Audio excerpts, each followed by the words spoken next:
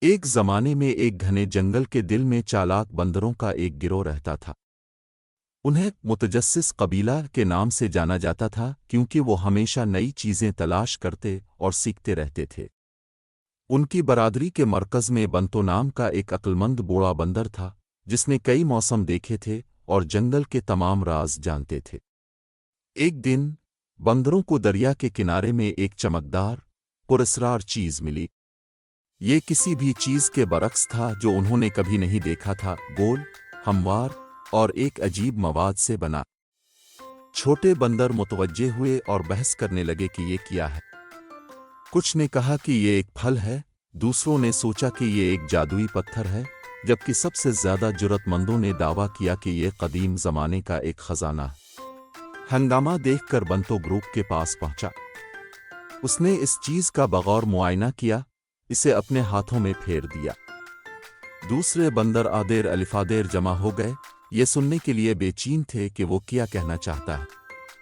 Bantu مسکرایا اور بولا، یہ کوئی پھل نہیں، نہ ہی کوئی جادوئی پتھر، یہ انسان کی چیز ہے۔ بندروں نے ہانپ لی کیونکہ انسان شاذ و نادر ہی جنگل کی گہرائی میں جاتے ہیں۔ اس نے کیا کیا اس کے بارے میں متجسس چھوٹے بندروں نے بنٹو پر زور دیا کہ وہ انہیں مزید بتائیں۔ اس کے بجائے بوڑھے بندر نے ایک چیلنج تجویز کیا۔ جو کوئی یہ جان سکتا ہے کہ یہ چیز کیسے کام کرتی ہے، وہ جنگل کے سب سے چالاک بندر کا خطاب حاصل کرے گا، اس نے اعلان کیا۔ پرجوش بندروں نے باری باری عجیب چیز کے ساتھ تجربہ کیا۔ ایک بندر نے اسے کاٹنے کی کوشش کی، ایک اور نے اسے چٹان سے ٹکرانے کی کوشش کی، پھر بھی کچھ نہیں۔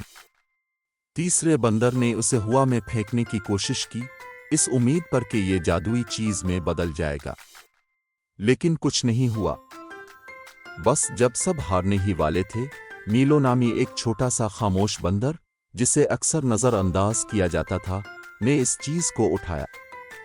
اس نے نہ اسے کاٹا اور نہ پھینکا، اس کے بجائے اس نے اسے اپنے ہاتھوں میں پکڑا اور مشاہدہ کیا۔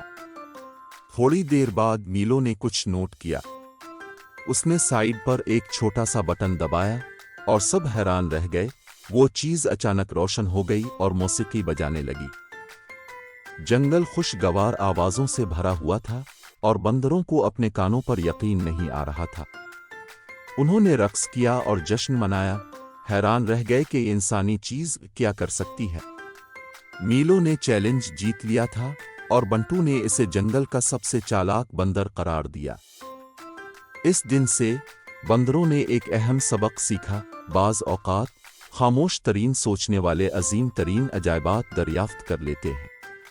اور اس طرح انہوں نے جنگل میں اپنی مہم جوئی جاری رکھی، ہمیشہ متجسس اور ہمیشہ سیکھتے رہے، جس میں میلو رہنمائی کرتے رہے اور چمکدار چیز یہ بندروں کا پسندیدہ جنگل کا خزانہ بن گیا، جو نسل در نسل تجسس کی طاقت کی علامت کے طور پر گزرتا ہے۔